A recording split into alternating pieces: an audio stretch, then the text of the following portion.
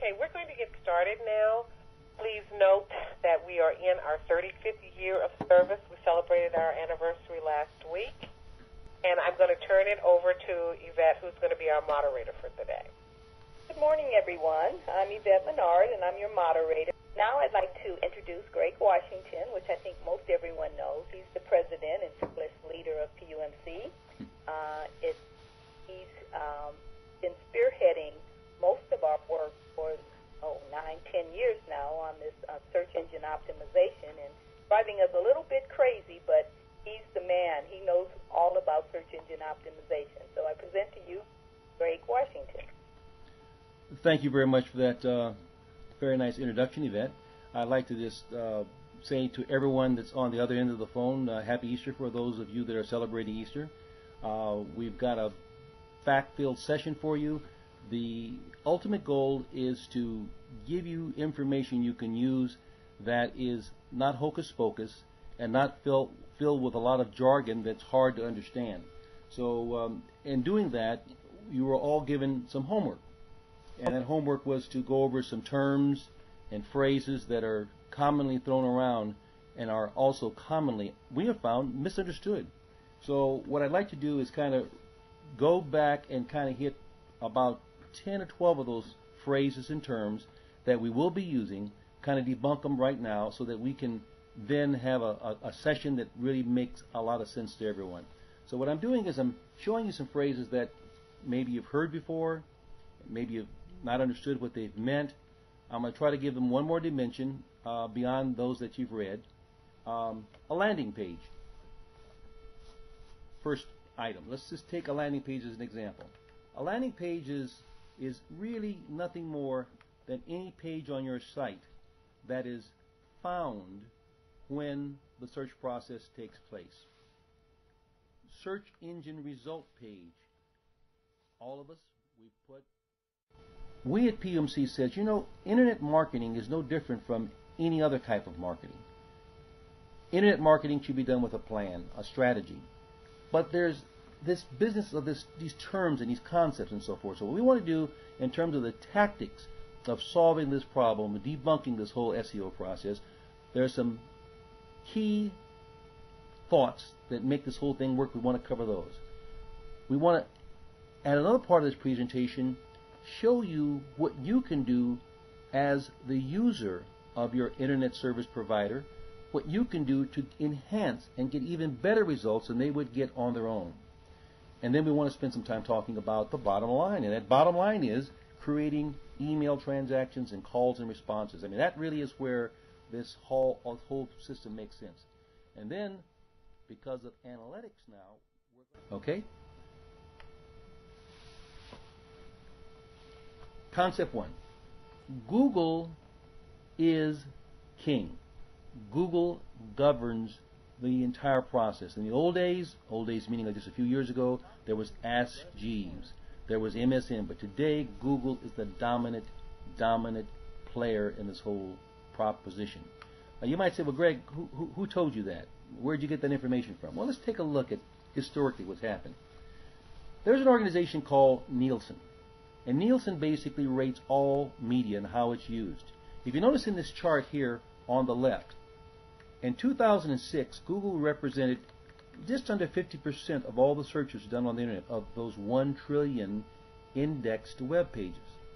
Notice here that Google, and they have a year that they evaluate things, and so you go from August to August. What would you say in your experience has been, once you have an established and effective website through you, that is the hardest thing for a practice to do, the things that you just don't find they're really getting back to you on?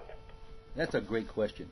There are a couple of things I'll give you. One, providing us with additional maintenance to the text and to the pictures, changing out the pictures periodically. That seems to be the number one problem that's most fixable. The second most important problem is they are looking at the internet as a magic formula, and they're not really relying on a driving marketing plan. In the old days, before the internet, when there was just yellow pages and print media and radio and television, there was a marketing plan, there was a budget. And what happens is these clients many of our clients, and I'm not criticizing them, get lazy. They'll figure, well, I already have a website, and I spent money on it last year. Why should I spend any more money this year? It works by its magic. So they don't want to continue to invest. If you look relative investment, when we started off, this is 35 years, as Lou mentioned. When we started off up to almost 5 years ago, a typical client in this cosmetic business was spending. Facebook, are you saying that we should have a link on Facebook, or we should have a Facebook page with a link to the site? Great question, Dr. Hardaway. That was the subject of the last webinar we did, of which it was my section. And all I say with that is you have to proceed with great caution. I would say that, yes, you could have a Facebook account for your business, which you invite people in.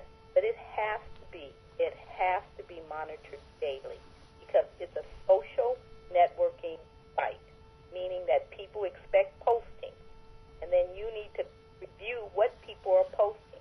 You again have no control. They could post, you're the greatest, wonderful doctor in the world. In a little more detail. Okay, audience number one that you all think about first are prospective patients. Now we understand that because you are a patient, you are a consumer. But the audience we want to spend some time on in this particular conversation is really that search engine, because it is the determining factor. Are you the prettiest site in town, but yet you're the best kept secret? Or are you possibly not so attractive as a site, but the patient finds you because the search engine has made it possible that you're in the front of the line? Okay?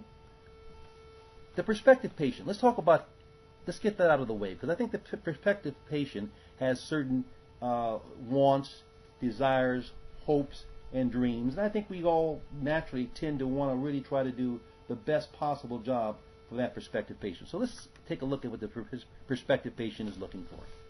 Well, the prospective patient wants to put words in that get the best results. And I've kind of said to some of our staff internally, I don't think the prospective patient is the fish called the salmon that likes to swim upstream. They want to use really words that get them quickly to what they want to find. Now there are organizations that basically keep track of the most popular word of the week, or the most popular word for the current 48 hours, as you see here. This particular organization is called Search Engine Guide.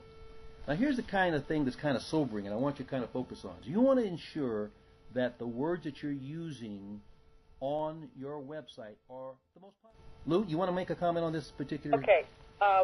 We said that there are two audiences, and of course the prospective patient is a very important audience, but the search engine is the other audience, and it's still a mystery. But one of the things that we have found is in having that there are 6 things that the search engines really focus on. The first being visits, which is what was described ahead, or Greg has already said. It's how many people actually came to the site. Now, this one we're not talking about. This particular report is talking about the whole site, not just a particular page. But then this report can then be broken down to individual pages. But this looks like it's about a 1-month period from February the 15th to January the 19th. And as you can see, it's beginning to show progress. But it indicates that there were 1,600 individuals that came to that site during that period. And while they were there, they looked at 7,000 pages. What else do the search engines look for?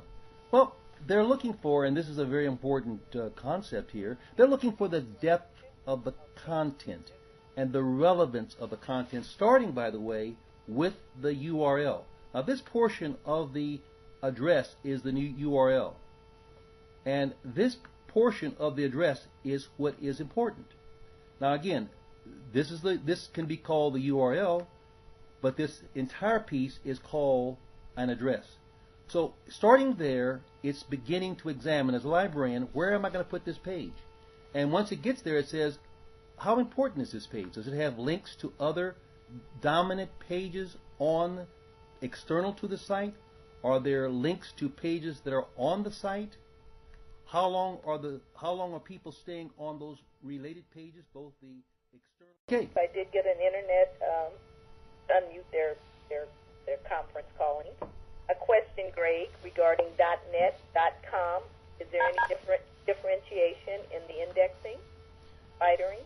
There really isn't that we can see and observe, but there is cachet with .com, and there is cachet with a short URL that's appropriate. Obviously, many of the short URLs have disappeared, and obviously, if you try to get short URLs with the .com, you're in a box. The important thing is that you have thoughtful, well thought through URLs. Now, one other thing I'd like to quickly add: you can have multiple URLs pointing to a master URL that may not